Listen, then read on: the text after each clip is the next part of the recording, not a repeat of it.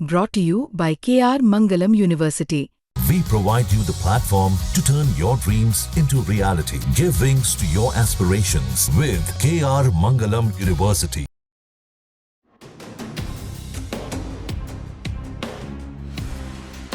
भारत और अमेरिका के बीच बहुप्रतीक्षित ट्रेड डील पर बात एक बार फिर से अटक गई है। वॉशिंगटन में भारत की high level negotiation team America से लौट आई है, लेकिन इस बार भी डील फाइनल नहीं हो पाई है।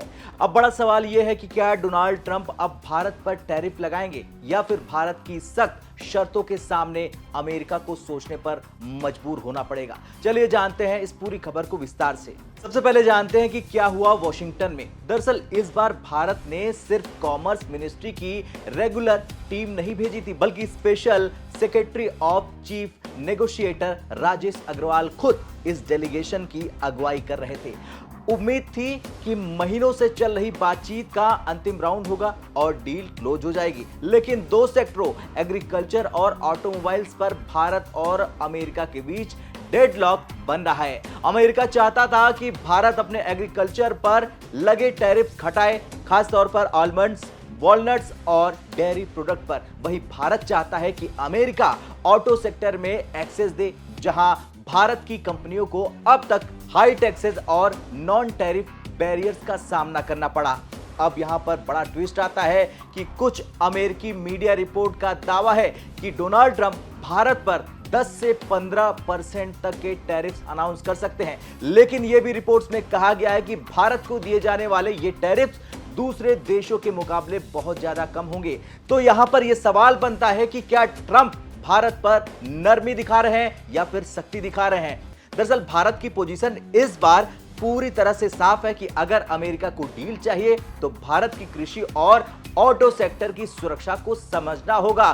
भारत ने यह भी साफ कर दिया है कि वो कोई भी ऐसा समझौता केवल दिखावे के लिए नहीं करेगा जिससे उसकी घरेलू इंडस्ट्री को नुकसान हो, और यही बात अमेरिका को चुभ गई। याद रहे कि 1 अक्टूबर को अमेरिका की तरफ से बायलैटरल ट्रेड पॉलिसी की समीक्षा होनी है और उससे पहले ये डील साइन हो जाती है तो ट्रंप के लिए भी ये एक डिप्लोमेटिक विन मानी जाएगी। लेकिन अब डील अटक गई है। देखना यह होगा कि क्या अमेरिका से कोई और टीम भारत आएगी इन बचे 10 से 15 दिनों में, या अब सब कुछ ऑनलाइन मोड पर होगा।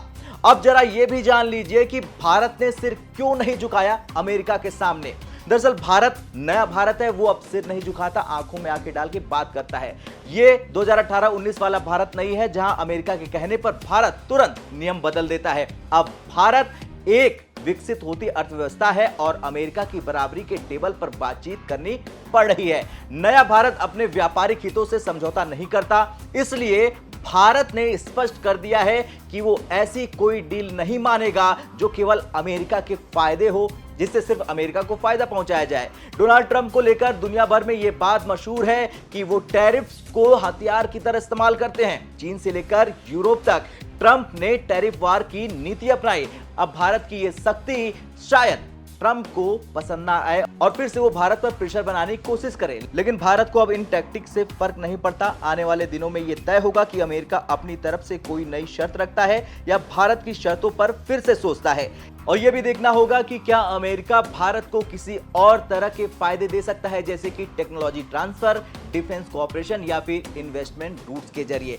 ऐसे में यह भारत के लिए एक कूटनीतिक जीत है कि उसने अमेरिका से आंखों में आंखें डालकर अपने हितों की रक्षा की। और अब आपसे सवाल है कि क्या भारत को अमेरिका के टैरिफ्स की धमकी से डरना चाहिए, या भारत ने सही किया है जो अपने सेक्टर्स को बचाने के लिए डील रोक दी है। हाँ या ना में कमेंट कर जरूर बताएं। जय हिंद।